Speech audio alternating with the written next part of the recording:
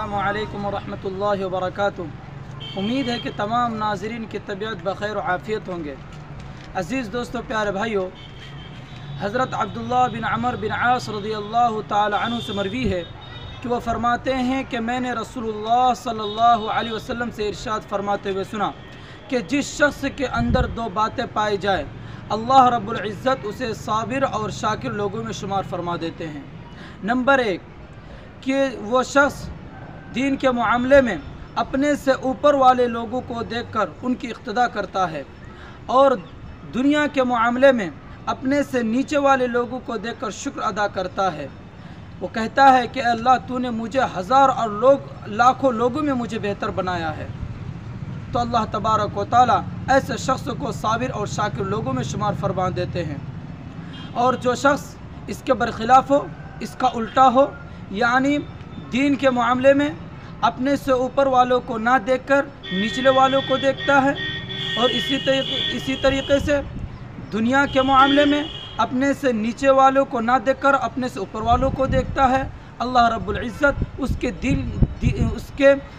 ज़िंदगी के अंदर बेचैनी को पैदा कर देता है, और वह अल्लाह रब्बुल इज़्ज़त को खुश नहीं कर पाता, और वो साबिर और शाकिर लोगों में शुमार नहीं हो पाता है,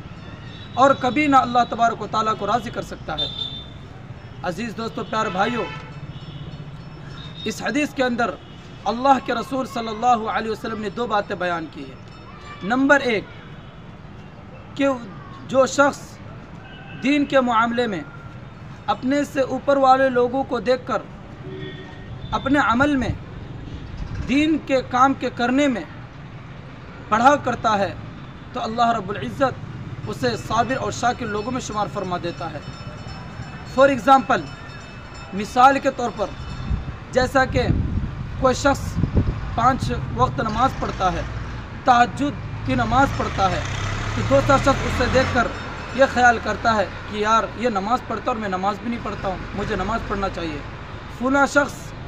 झूठ बिल्कुल भी नहीं बोलता, हमेशा सच बोलता है, दूसरा शख्स देखकर ये कहे कि मुझे भी झूठ बोलना नहीं चाहिए, हमेशा सच बोलना चाहिए। दूसरे की अच्छाई को देखकर अपने अंदर अच्छाई पैदा करना, अल्लाह रब्बुल इज़्ज़त ऐसे शख्स से बहुत ज़्यादा खुश होता है। इसी तरीके से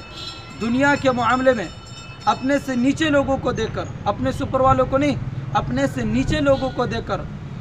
अल्लाह का शुक्र अदा करता है। जैसे क्या अल्लाह रब्बुल इज़्ज़त ने किसी को माल और दौलत दिया है और किसी को नहीं दिया है, तो जिसको नहीं दिया है उसे देखकर अल्लाह का शुक्र अदा करना, अपने से ऊपर वालों को नहीं देखना। अल्लाह रब्बुल इज़्ज़त ऐसे लोगों से भी बहुत ज़्यादा खुश होते हैं, और उसे भी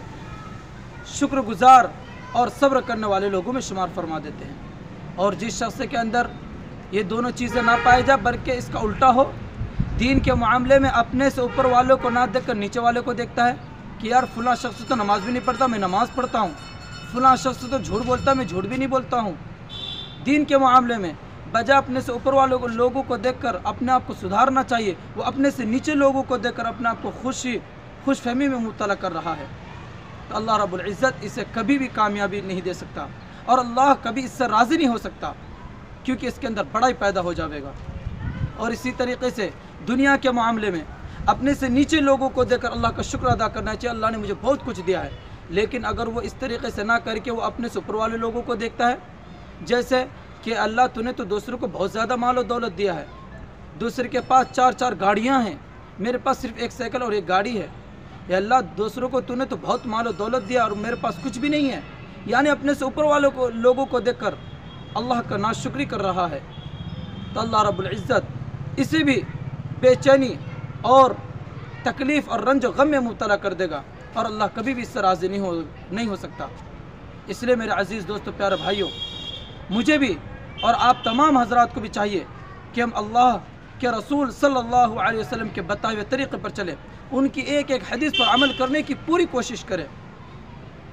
उम्मीद है कि आप हज़रात को मेरी बात समझ में आ गई होगी। 2 बातें मैंने बताई,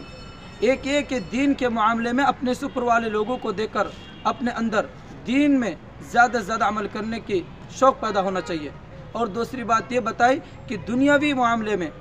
دنیا کے معاملے میں اپنے سے نیچے لوگوں کو دے کر اللہ کا شکر ادا کرنا چاہیے۔ اللہ تو نے جو مجھے بہت کچھ دیا ہے، دوسرے بیچارے لوگ کس طرح زندگی گزار رہے ہیں، بھیک مانگ رہے ہیں، سڑکوں میں زندگی گزار رہے ہیں، تو نے مجھے چاہے چھپر والے مکان کیوں نہ دیا ہو لیکن دے تو رکھا ہے۔ امید ہے کہ آپ حضرات میری بات کو سمجھ گئے ہوں گے، اور آپ سے آخر میں ایک درخواست ہے کہ اگر آپ میرے چینل پر پہلی بار آئے ہیں تو عزیز دوستو پیارے بھائیو، اس چینل کو ضرور سبسکرائب سے کریں تاکہ آئندہ آنے والی چھوٹی چھوٹی حدیثیں اور قیمتی نصیحت آپ تک پہنچ سکے۔ امید ہے کہ آپ میری باتوں کو اگنور نہیں کریں گے۔ السلام علیکم ورحمۃ اللہ وبرکاتہ۔